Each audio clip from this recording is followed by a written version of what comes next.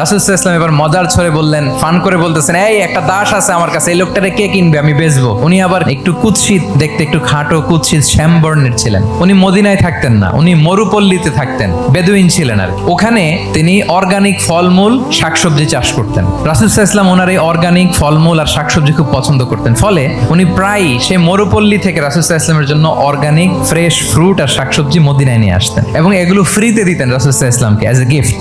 আর কিছু শাকসবজি ফলমূল তিনি মদিনার বাজারে বিক্রি করতেন। তো একবার তিনি এসে রাসূল সাল্লাল্লাহু আলাইহি ওয়াসাল্লামকে অর্গানিক এই ফ্রুটগুলো দিয়ে বাকিগুলো মদিনার বাজারে বিক্রি করতেছেন। রাসূলুল্লাহ সাল্লাল্লাহু আলাইহি ওয়াসাল্লাম বাজার ভ্রমণে গেলেন, যে দেখে ওই তো জাহের, তো ওনাকে দেখেই রাসূল সাল্লাল্লাহু আলাইহি ওয়াসাল্লাম পিছন থেকে এরকম ঝাপটে ধরলেন। উনি তো দেখতে পারতেছেন না কে ধরলো, উনি বলে মান হাদা আরসিলনি, এই ছাড়ো ছাড়ো। যখন পিছনে ফিরে দেখে আল্লাহ রাসূল সাল্লাল্লাহু আলাইহি ওয়াসাল্লাম এখন আর ছাড়াছাড়ি করে না, এখন ওনার পিঠটা রাসূল সাল্লাল্লাহু আলাইহি ওয়াসাল্লামের বুক মোবারকের দিকে আরো লাগাই দিচ্ছে এইভাবে, ফান করে বলতেছেন, এই একটা দাস আছে আমার কাছে, এই লোকটারে কে কিনবে, আমি বেচবো। জাহের রাদিয়াল্লাহু